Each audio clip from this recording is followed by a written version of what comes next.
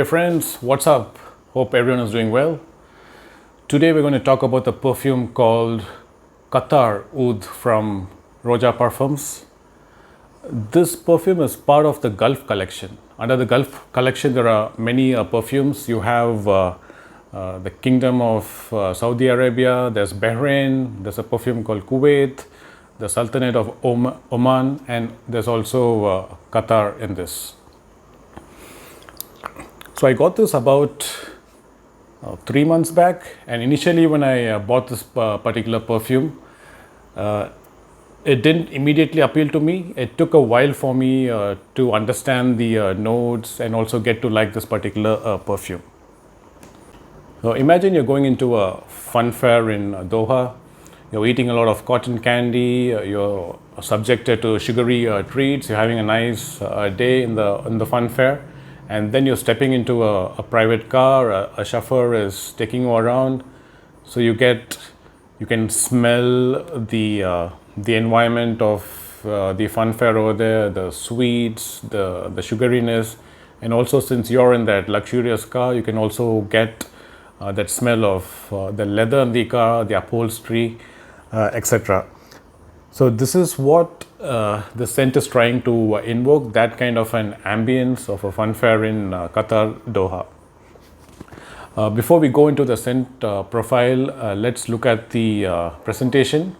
The presentation is pretty neat.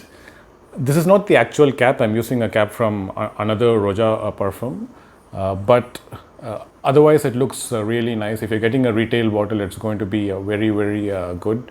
You got this nice metal plate over here, and I think those are the towers that you can find in Qatar. So nice presentation. I like this presentation. As usual from Roja, very, very meticulous in their presentation. So very nice. Let's look at the notes now from the Roja website. So in the top notes, you have citrus notes.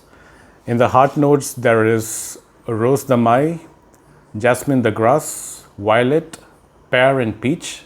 And in the base notes, there's clove, saffron, patchouli, cedarwood, cashmere wood, sandalwood, oud, candy floss accord, benzoin, vanilla, orris, styrax, birch, labdanum, ambergris and musk.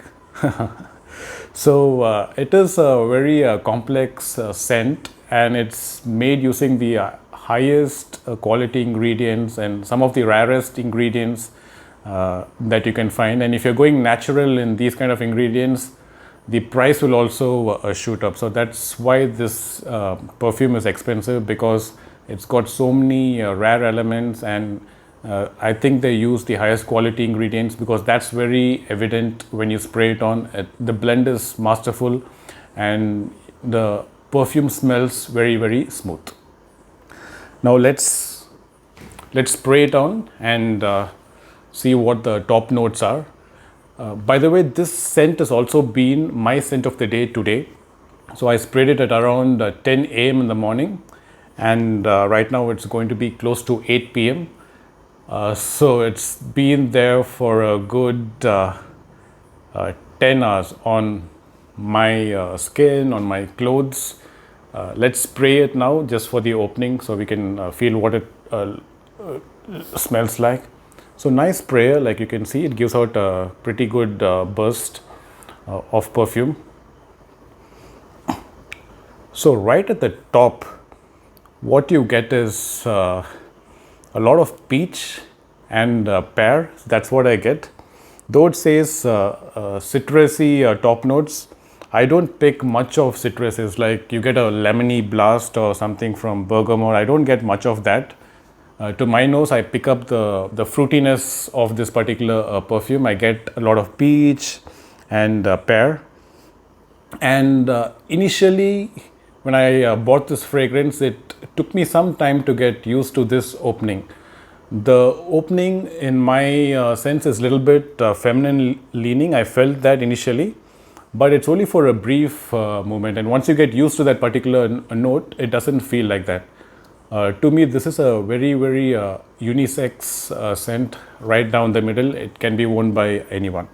But anyway, coming back to the notes, you get a nice fruity accord, very pleasant to the nose. It's smooth, nothing offensive.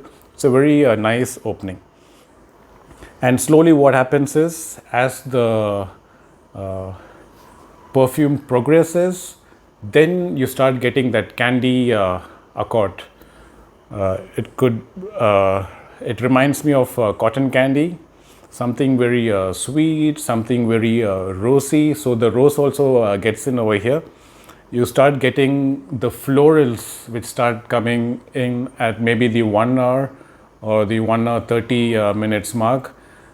So very beautiful transition right from peach, and more of peach I would say than pear. From that peachiness, it goes into, it takes a floral accord and also a very sweet accord with that cotton candy kind of a vibe. So this is the part that I like the most. It becomes sweet, it becomes pleasant. It's not a gourmand, I would say, full out gourmand, but it's somewhere around, that border there. It's borderish gourmand when that candy note kicks in. So beautiful mid, I would say. And it doesn't stop there. After some time, like I said, the florals come in, then it starts getting a little bit complex as well.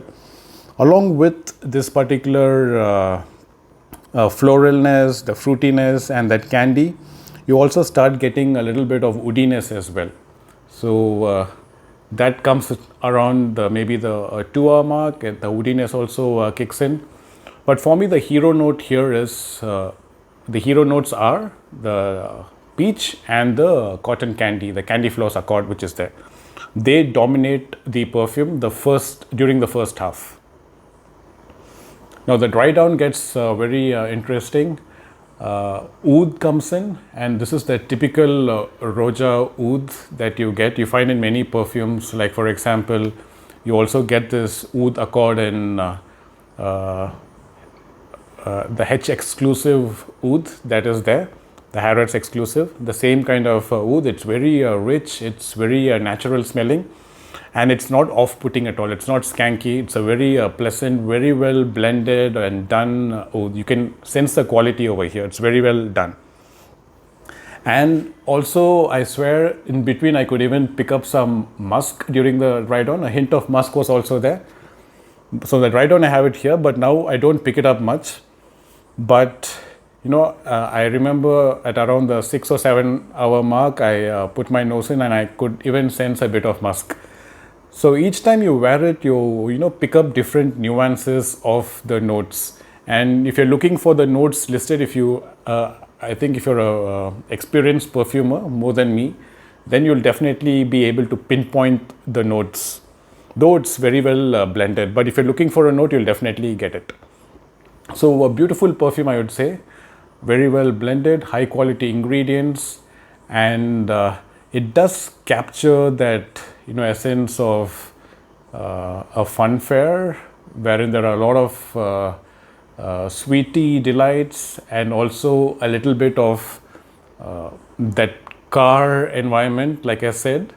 The leather, a tiny hint of maybe gasoline. The gasoline is not overpowering gasoline, but maybe in the background you get that leatherish gasoline kind of vibe. That's also there.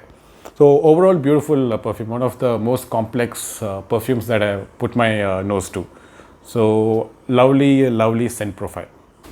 Now, when it comes to the performance of the scent, like I said, I sprayed it in the morning at 10. It's been 10 hours now. I can still get the perfume on my hand, on my skin. So it's been 10 hours plus, and I can still pick it up. Right now, it's a very smooth, sweet, woody kind of perfume. A very nice, gentle smell. I'm getting it off from my skin. So, and if on my skin it lasts for 10 hours, it means that the longevity is, amazing. Because on my skin, perfumes, they just don't last a long time. They vanish after the 6 hour mark. But for this to last on my skin for 10 hours, it's really good. On my clothes, it's still strong. I sprayed it. I can still get, when I move around, I can still get, hints of the perfume, coming. So longevity wise, I think it's very good. It lasts for a long time. On clothes, it will even carry on for a couple of days, I feel. When it comes to projection, it's not a beast, but it performs also definitely much above average. It performs really well. For the first 3 hours, I get a nice scent bubble around me. It's not too loud, but I would say around maybe 2 feet around me. The scent bubble is very prominent around me. And I think the sillage of this also is very good. And I say this because once a friend came home and he wanted to try this perfume, he sprayed it, and immediately I didn't get that smell, but as he was moving around my house and I was following him around, I could actually pick up the trail of this from a good maybe 4 or 5 feet away from him. So it means that it's leaving a nice trail as well. So immediately to your nose, it may not seem as a wearer that it's very powerful, but trust me, the presence is always there and people around you can definitely pick this scent up. So performance very good, longevity amazing, and even projection is very good. Not a beast, but definitely a good performer with a scent bubble of around, let's say maybe 2 feet for around 3 hours. After that it sits closer, but still it doesn't become a skin scent completely. You can still feel it radiate for at least a feet around you, and this lasts for maybe even 6 to 7 hours, especially if you're wearing it on your clothes. So projection and longevity, great job when it comes to performance. Now, when it comes to occasions to wear, I feel it's a very dressed up kind of a formal scent.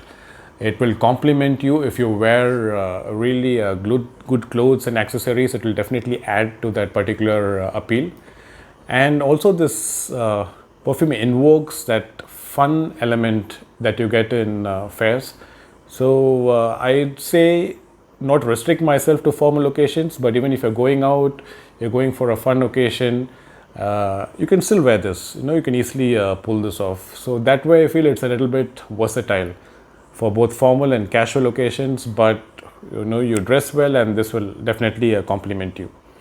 When it comes to age groups, this is more of I would say a 30ish plus kind of a scent. You need to be a little bit mature to first understand this and enjoy this scent. This scent is not for everyone.